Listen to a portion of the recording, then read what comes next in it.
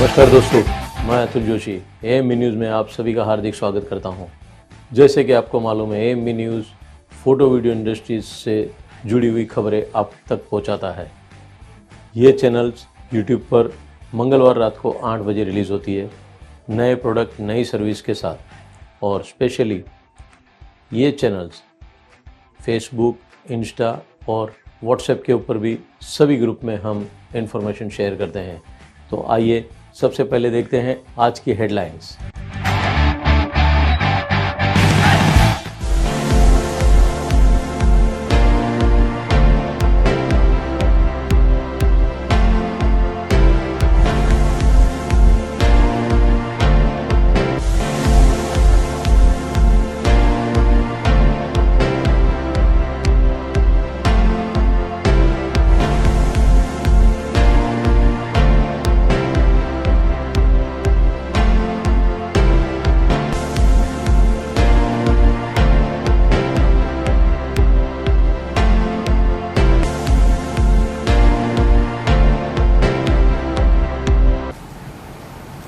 And you can see how I told the story of my experience there.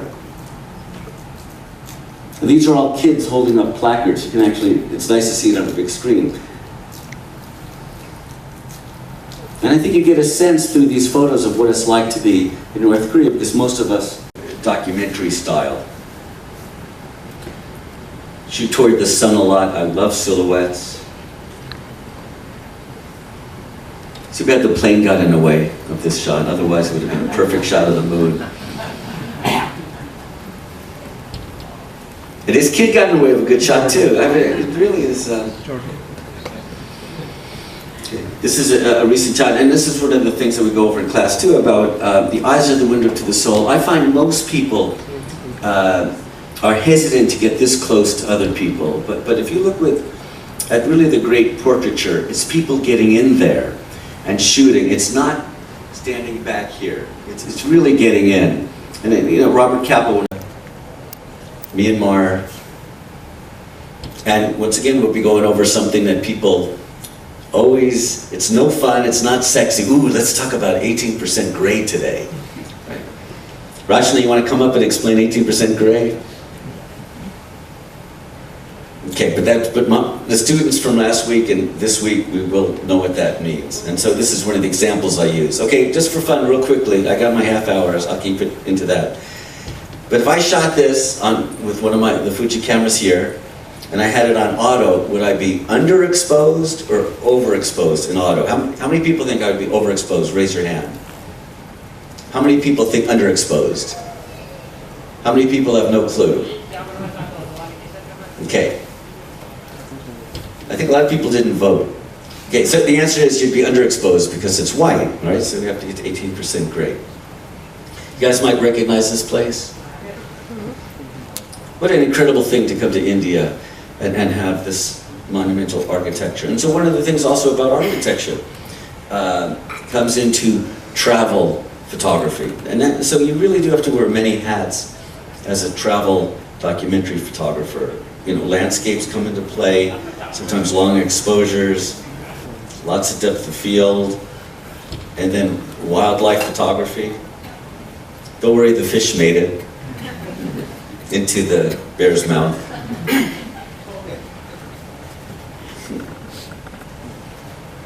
No animal was hurt in the making of that photo. Okay. This is up in Hokkaido. I mean, I give this bird credit for being so excited about having a snowball, but and now these new cameras are so amazing. This photo I did it in Chile a couple of months ago. There's no way in the world I could have done a follow focus without the modern technology of all the cameras. And all the camera manufacturers are making great cameras, but the follow focus, to be able to get this in focus flying toward us, flamingos. This is Matthew over here before he got his hair cut this morning. We can show before and after.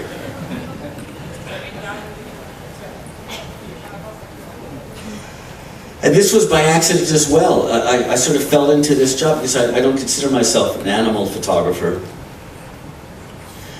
But I was doing a travel story in Indianapolis, Indiana. I went to the International Orangutan Center, and I did something with a flash and got rid of the background by overpowering the ambient light. And people really thought, oh, that's really interesting, to be able to analyze, to look at an orangutan and see how close family are. There's 5 types of great apes.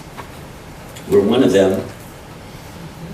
But we are, we really are. I mean, I know my wife always felt that, but it's true. There's 5 types: chimpanzees, bonobos, gorillas, orangutans, and us. But this is by overpowering the ambient light with my pro photos. We have some pro photo people here, right?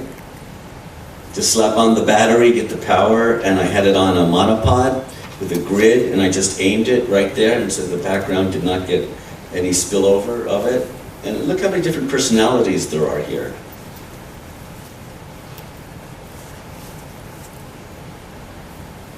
And amazingly enough, this orangutan died a few months later. And you can see sort of the pain or something in it, right? I mean, it's really... We're 94.6% of the same DNA.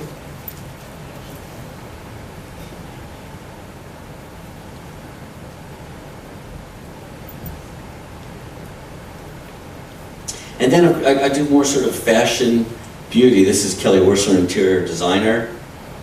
We did for a book. People recognize, is he big in India? Bruce Willis is big. Keanu Reeves.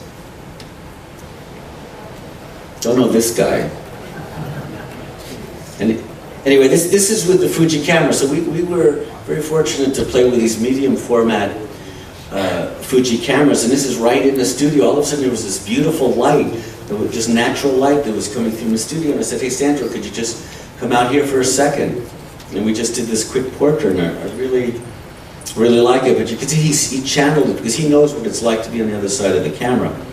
And he just you can see he locked in on it, and when you photograph people, and this is us in our studio, with the students, and a great model.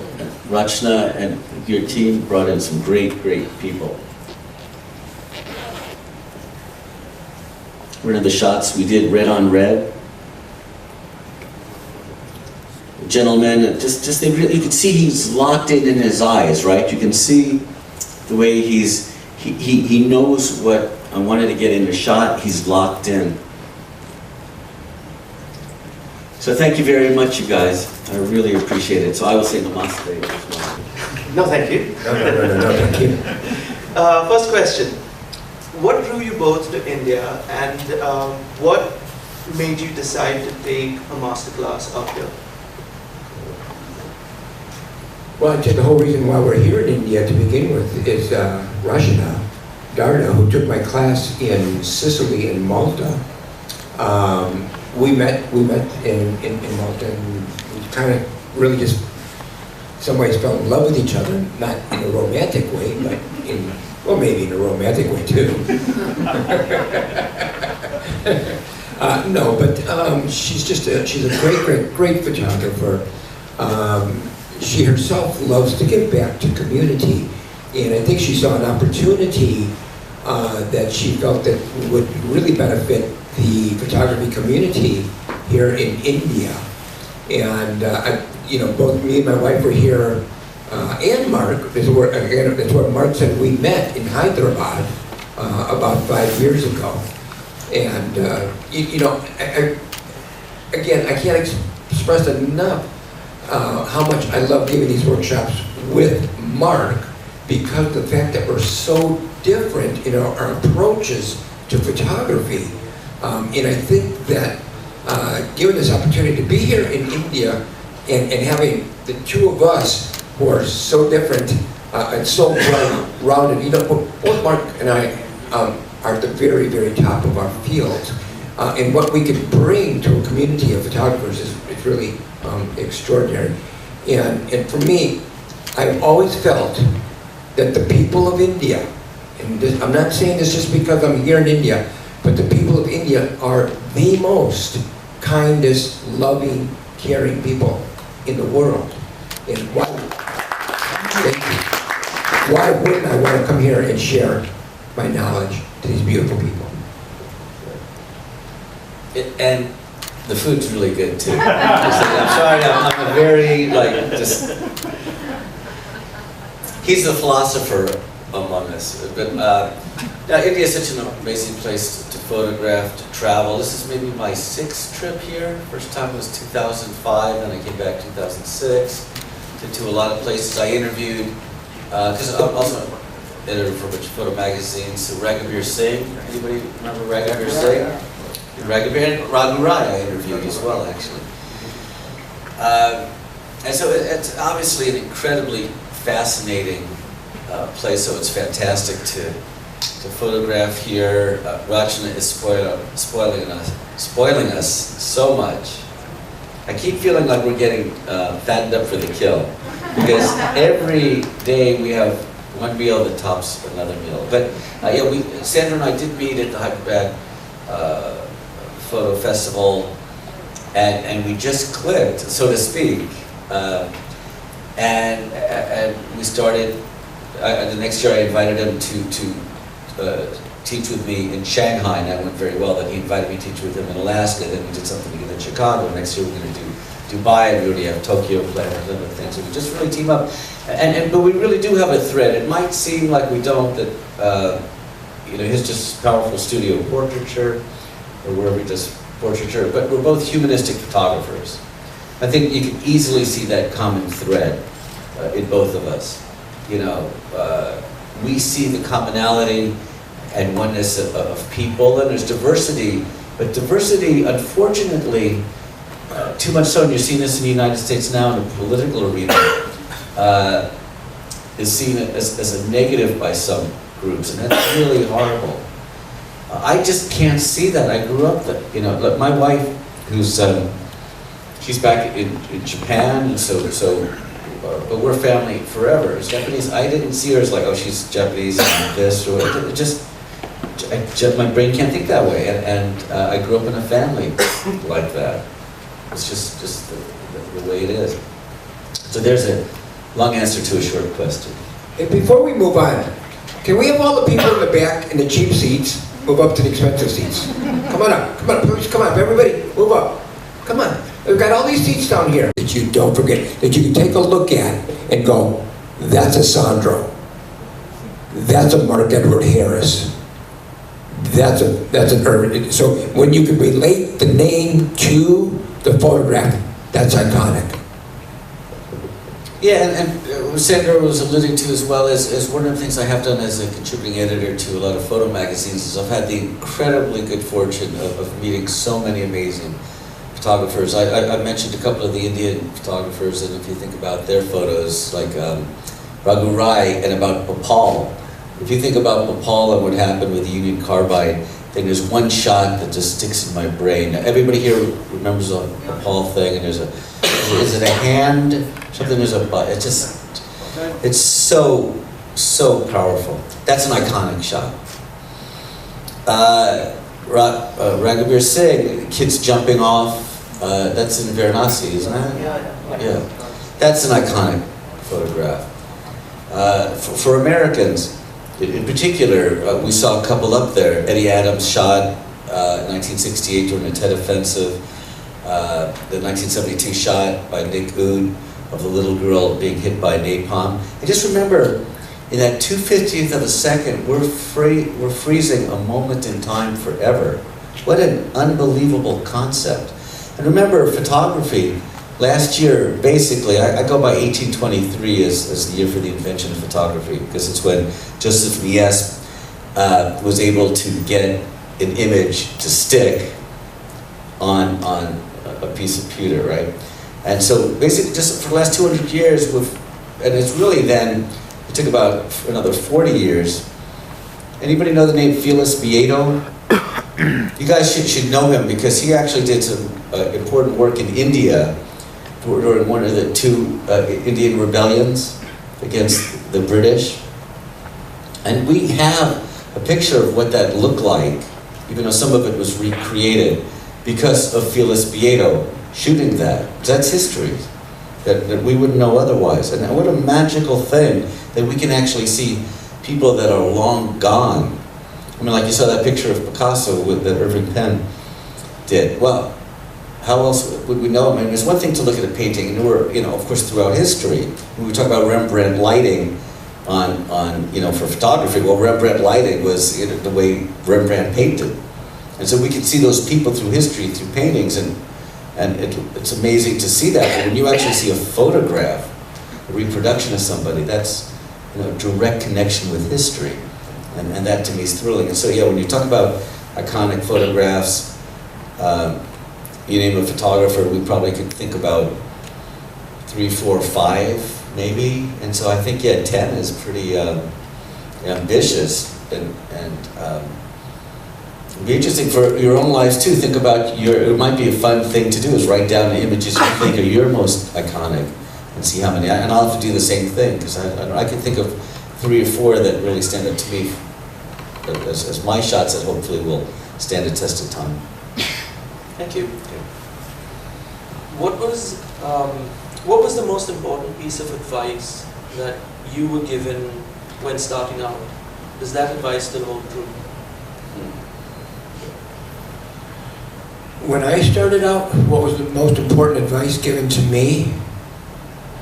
The most important thing that somebody said to me when I was a young photographer is that you'll never make it. That made me become who I am today. Somebody telling me that I can't do something, I won't make it, I took that as a challenge. And I know that I never forgot the moment, I never forgot the person, I'll never forget hearing it. And not that I needed to prove him wrong, but I needed to prove myself right, that I know that I could do this here. So that was, for me, the most important. The most important advice I'd give, if I may, the most important advice that I may give to a young photographer is you better have an appetite for photography. You better sleep it, eat it, love it, 24/7 if you want to make it. Because it's not a 9 to 5 job. It's not a Monday through Friday 9 to 5 job. To me, I always equate it to becoming a star soccer player, or you may call football here. It's about as tough becoming a star football player or a baseball player or a cricket player. That's how difficult it is to become an extraordinary photographer. Now, you can become a photographer and have a beautiful life and have a beautiful career, but if you want to become if you want to make a statement, and if you want to be remembered, you better be ready to dedicate 7 days a week, 24/7. Be ready to miss your daughter's and your son's birthday parties, miss Christmas, miss holidays, because that's just what it's about. You know, you have to work incredibly hard. And then once you get into one level, you're going to be called a lot. And you're going to be on an airplane a lot. And all of a sudden you are missing life. But you're creating life, your own life. And it comes back. You're going to have that time to spend with your family like we do today. But I think it takes a tremendous dedication and passion to become a great photographer. Thank you. What was the question again? What was the most important piece of that? And so there was something that really wanted to get me to Vietnam, and so I said to my mother, I said, I can't find a writer to want to do the story with. Somebody sort of strung me along for a while, and she goes, why don't you write it yourself? I never thought about that, and I did a little test thing and wrote something, and she wrote for PR companies. So she was writing, my dad would write copy for radio and TV. And I wrote this thing, and it was, even I was bored by it. And she goes, why don't you just tell me about it? And I did. She goes, write that down. And that was amazing advice. And so now I write for Vanity Fair and Newsweek, like you saw that thing I did, you know. So I married the two. And now with the tighter budgets in the world, if you want to do travel documentary photography, if you can put some words to your photographs, you really can go off in the world and generate your own stuff. And so that was amazing advice and something that I just was out of the blue. And so starting out these days, it's a very different world than when we started out with film. I never thought I would shoot digital. I remember the editor of Outdoor Photographer saying, "You're gonna be shooting digital in a couple of years." I said, "I'll never shoot digital." And I was serious. You know, in the very beginning, it used to be like 2 megabytes, and there was a shutter lag and all that. But now all I do is shoot digital. I haven't touched a roll of film. And I see students now, there's a whole retro thing, but this is for your school as well. Please, if you have the opportunity, if somebody's shooting film, tell them, go into a wet dark room and process it. It made us way better photographers. We know f-stops. You know, people are so shocked. How do you know outside during the sun, f16, you know, 1/125th of a second? How can we see it and know within a third of a stop? But when you're in a dark room and you're struggling with a print because it's too bright, too dark, in other words, under or overexposed, get into that wet dark room and print. So it's not enough, I think, in this retro thing now about just shooting some film. It's actually getting into a dark room and making a print. So that would be my advice for these days. Thank you. Is there a difference in the kind of projects that attracted you when you were starting out versus what you look for now? So I've always been interested in cultures, always. You know, my whole life has been photographing cultures. And, you know, I made my money shooting big advertising campaigns.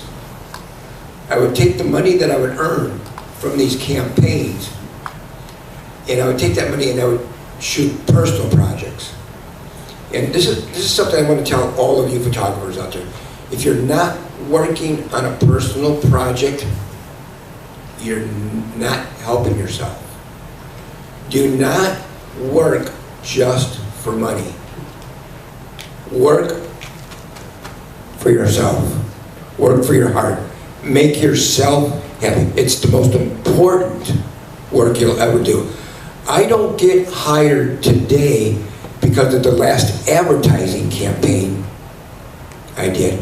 I get still hired today because of my personal work. They want to work with photographers that have their own ideas. So I'm sorry I got off track a minute there. But I photograph cultures. The first culture that I photographed in the 80s was the blues musicians. From the blues musicians, I went on to bike. And so in recent years, you know, I've probably gotten heavier into things like, you know, covering a war in Ukraine, which I think when I was younger I would not have thought of doing. But even then, I'm looking for a more humanistic story about, you know, people trying to rescue animals from war zones, things like that. But it's still basically the same thing, just freezing moments in time. And also, by the way, as I think I mentioned earlier, my master's special major combining photography and history. So anything where you can freeze a moment in time that has to do with history, just like COVID, as you can see with that Naked Hollywood series. I mean, in 100 years ago, 1917, we had the Spanish flu, and that was a pandemic. And the only way we know about it now is through photographs. And so right now, all this stuff is very fresh. We're just barely coming out of the pandemic now. But just imagine 50 years, it would be a record of what it was like at this time that will be only remembered through photographs and video, obviously. Thank you. What is some advice that you would give photographers who spent 3 to 5 years in the industry and are feeling stuck, stagnated, like their career is not progressing? What's your advice that you would give them in terms of that? If you're stuck, go to a museum.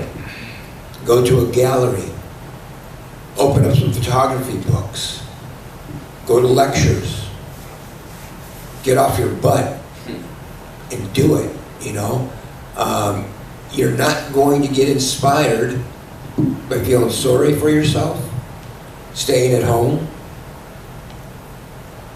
and feeling like you can't do it. You can do it, and you can come out of that funk. We all go into funks. You know, I just recently took a sabbatical from shooting projects because for 45 years, I never, ever didn't have a project going on. And I kind of burnt myself out, so I had to take some time off. But when I get in a funk, I go to a museum, or I go to an art fair. I go to Perry Photo, and where they have one of the largest photo exhibitions in the world. Now, I'm not going there to look for ideas because I don't want to see an idea on a wall and go back to Chicago and create that. I just want to get my juices going. You know, I want to go. You know, you go to a museum or you go to one of these fairs, and it's a pretty big swift kick in the butt. That wow, there's some amazing work out there, and if I want to stay here, I better create some more amazing work. You know, and you will come out of it. I mean, here's another way. I just want to tell you a way that ideas come to me, and that's through meditation. We're in India. We're in the land of meditation. When you close your eyes and you erase all other thoughts from the world and you go deep into your meditation, ideas will come to you. And when you get out of that meditation, write those ideas down. In America, we have a great, great director. His name is David Lynch. He's probably created some of the best films in the world. He's also... Mika, my ex-wife, and then her friends, and that sort of went out further, but there's a lot of times when I was just on the men's side. And so the only way that could happen is that I have studied Japanese and worked really hard at it. If I did not have the language ability, there's not a chance in the world that would happen. And then when I got the first book out, then I had a calling card. And lots and lots and lots and lots of magazines have featured that work. And so it gets easier. And I was extremely impressed with the files that came out of that camera. If you get a moment, you know, after that time, to come up and take a look at these prints here. They are absolutely gorgeous. They're beautiful, beautiful prints. And I would, you know, I've been a, excuse me, Fuji, but I've been a Hasselblad shooter for 40 plus years when it comes to medium format. And I shot medium format here in India at our classroom. And I'll tell you, what came out of that medium format Fuji camera equals what I've been working with Hasselblad. It's incredible. It was very user friendly. I enjoyed it. And then there's another camera that I saw a lot of my students using, and it was the XPS. And when you get a chance, come up here and take a look at these cameras. But it's a kind of a retro-looking film camera. So for sure, for you younger photographers, you want to have the kind of that film feel to it. It's a digital camera, but I'm going to tell you, it was just a beautiful camera. And so many of the students were picking this up and just absolutely loving it. So, you know, this is a system that you're going to be hearing a lot about. You know, and you know, today, again, just to be 100% honest, there's 4 makers of cameras. You know, 5. You know, it's really, you know, it's Nikon, Canon, Sony, Fuji. They're all making phenomenal, phenomenal, phenomenal systems. But I do feel that this system is definitely on the way up, and you're going to be hearing a lot about Fuji. I mean, already we heard, you know, Fuji's is kind of, you know, in the film world was always, you know, one of the great films that we turned to, and now they're producing these great cameras. So I think they're doing a great job. Really wonderful. Thank you. Yeah, and I was, when I started shooting, I was mostly a black and white shooter, but on color assignments, I always shot Provia, Velvia. Does anybody remember these names? Stuff. And then coming here and shooting, and I have throughout my career shot some Fuji cameras, so it's not the first time, but this medium format, if you guys have a chance to use it, is really unbelievable. And the lenses are so fast. If you guys would know what I mean by a fast lens, most of you guys are photographers. I mean, really, to have, I love fast fixed lenses, and they're sharp, wide open, which is really impressive. But I would say for people starting out, for students, I think this is amazing. So many people go for this overkill and they keep saying, well, if I get this camera, I'll take a great shot. If I do this or that. All these cameras are great, and all these brands make great cameras. But the simplicity of this, when you get back down to basics, you know, shutter speed, aperture, ISO, you've got it right on this camera. तो ये था AMV news. आपने अगर जो ये channel subscribe नहीं किया तो आप ज़रूर से कीजिए, और स्पेशली बेल आइकन भी दबाइए, जिसकी वजह से हमारे जो एपिसोड है वो रिलीज़ होते ही आपके मोबाइल में आ सकता है। तो आप ज़रूर से AMV न्यूज़ सब्सक्राइब कीजिए। और स्पेशली आपको कोई इन्फॉर्मेशन शेयर करनी है तो आप ज़रूर से हमारा नंबर नोट डाउन कर लीजिए, जो AMV न्यूज़ का है 9223392434, और हमारा ईमेल आईडी भी आप लिख सकते हैं info.amvnews@gmail.com। फिर मुलाकात होगी नए प्रोडक्ट, नई सर्विस, फ़ोटो वीडियो इंडस्ट्रीज से जुड़ी हुई सभी खबरें के साथ। मैं अतुल जोशी यहाँ से आपका परमिशन लेता हूँ कि नए इन्फॉर्मेशन आपके लिए जोड़ सकूँ।